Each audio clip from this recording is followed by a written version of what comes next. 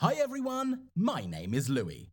Can you imagine life without rules and restrictions? It's complicated, isn't it? But surely every one of you, sooner or later, would like to experience what it's like, because parental control and inhibitions are often tiresome, crushing, and simply unbearable. I bet you've had more than one fight with mum or dad when they let you go out, and every time you do get a chance to go out, you use it as your last chance. Admit it. Were there times when you regretted not listening to your elders? What was it like? You can tell me in the comments below the video. You know, if you have not had such a moment, then life is very tricky, and sooner or later, it can still corner you. At times like this, it's best to stop and exhale. It was a little different for me. I have to admit it, I'm the only son in my family. My parents are of age. They've been working hard since I came along, but they have time to watch my actions. Sometimes it just killed me. Every time my mum would call me if I was 3 minutes late from school or walks, they would check my diary, my homework, even the parents of the kids I was hanging out with. Yes, sometimes I was dumbfounded by the total control. I felt like I was about to explode from my mum's spreadsheets of my daily routine. They controlled not only my meals, but my clothes, and sometimes watched me going out with my friends. How is that even possible? For example, one time I was going to my friend Ron's house and asked my dad for a car, but he took a stand. "Do you have any special plans today?" "No, Dad, we just want to go for a ride around town." "Son, I understand what it's like to drive around town at night. I also understand that you are old enough and that there will probably be girls amongst you, and you just want to impress them. I also know that alcohol is often present in these situations, and it doesn't end well. You see, I'm not sorry about the car, I'm afraid for you." "Dad, you were right about me being old enough to make my own decisions. About the booze, there won't be any. About the girls, there won't be any." "Well, this situation worries me even more. Why won't there be any girls? What are you two gonna do? Drive around town with a friend? That's a little too romantic, son." "Oh, Dad, don't tease, just lend me the car." "Hey, son, I hope you're aware of your actions and ready for the possible consequences." "That's right, sir." Yes, I lied to my dad. That's exactly how we planned to hang out. My friend Ron told me that he had met a girl named Mary, and she was going to take her friend Anna out tonight, especially for me. The four of us wanted to spend the evening together, but we couldn't walk all night, could we? I needed the car for the experience as well as for the convenience. And who knew what would happen next? Maybe Ron and Mary would decide to walk together afterwards. Then, like a true gentleman, I would give Anna a ride home. I got ready, dressed nicely, and went to Ron's house. He said the girls were waiting for us at Mary's house. We picked them up, then decided to spend time watching a cool movie at the drive-in movie theatre. Ron brought a bottle of wine with him, and I thought at first I might decline, but Anna insisted that a glass wouldn't do anything, especially since we'd brought food for a snack. So I took the risk, and I don't know whether I was hungry or the mood was so light, but even one glass suddenly made me too uncomfortable. We spent a couple of hours there. The girls were having a lot of fun, and my friend decided to turn up the heat. "Let's go for a ride." Can we just stay here for a while or at least go for a walk?" "We have a car under our arse. Are you suggesting we go for a walk?" "Girls, who's up for more wine?" "Come on, Louie, I'll sit next to you if you're scared to drive. I have a driver's license too, by the way." It was like she was challenging me, and I couldn't refuse. In a minute, we were driving towards town. The girls were singing songs, and Ron was just smiling. I was trying to stay focused on the road. At one point, Anna hugged my arm, and then Ron hugged me from behind in a huff. Anyway, I lost control, and boom. Luckily, we were fine. Not a scratch on our bodies, which can't be said for Dad's new car. You can't imagine the scandal that erupted. My mum yelled the most at both my dad and me. I thought I was going to get a life sentence. "I thought you were more responsible. You acted like a silly boy, and worse than that."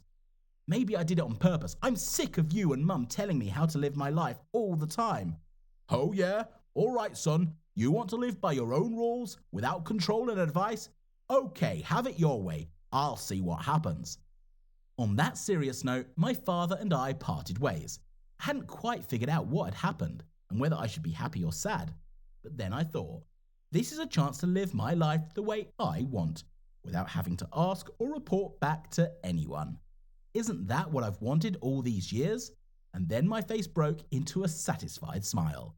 I immediately called Ron and we met up with him. The first thing I did was drag him to the club, where we hung out until almost morning. I stopped going to school, disappearing all the time. My parents never called me.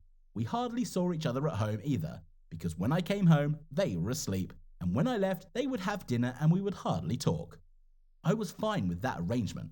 Fortunately, I had my own money, which gave me enough to go on vacation. So you're living a life without rules now. That's awesome. Yeah, man. I do what I want when I want.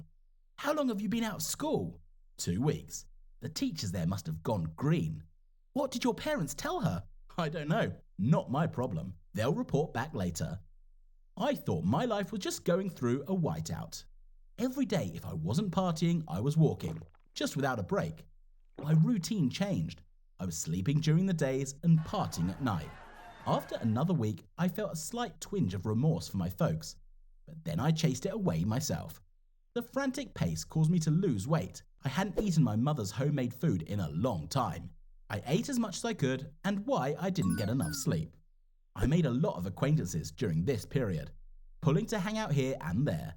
I didn't say no to anyone. One of them was Brad. He was kind of a bad kid, but he had authority because he was in jail for a while.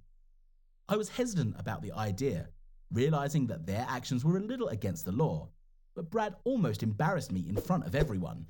What? Little Louie got scared? You said you were living by no rules, or even no rules at all, so what's stopping you now? He asked it in front of everyone, so I just couldn't say no. As it happened, he and I got to know each other, and Brad started calling me more and more often to his meeting, where he and the guys discussed a plan of action on how to make some dough. Brad said that more often than not, they made their living by burglarizing houses. He said that if I wanted to prove my authority as he did, I should rob one of the houses he would show me. I agreed. We got there after midnight. He said the house was empty and I was free to burglarize it. I climbed inside just to show off, not even wearing a mask. I made my way quietly into the hall and just swept everything on the way into the bag. I visited 2 rooms and made it to the adult's bedroom. There was a big jewelry box on the side of the table, and I heard a familiar voice behind me. Louie, what are you doing here? Anna, what are you doing here?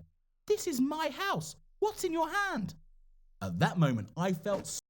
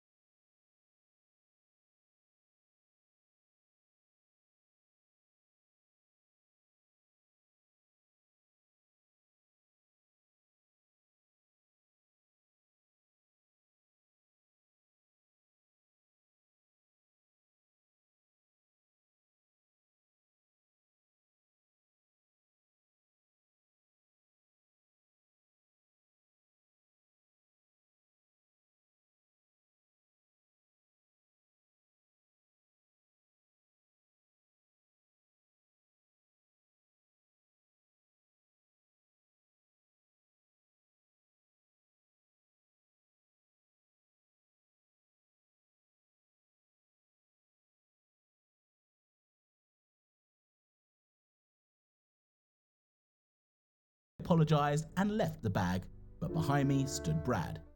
That's the kind of thing. I figured you were weak, so I thought I'd check it out. We have a witness. We'll have to eliminate her, he said and ran towards Anna. We got into a fight. Brad was very strong. He threw me on the floor and started beating me. Anna called the police at the same time. Brad jumped on me and started strangling me, then punched me in the face and jumped on Anna, running away. Out of my last strength, I put my weight on him and yelled for her to run. And a minute later, the police arrived. I won't tell you what happened next. I was released because my parents had arrived. They took care of everything. And as soon as we entered the house, I apologized to them and for everything else. That taught me a lesson. What about now? Well, Anna is helping me with my lessons because I've missed so much.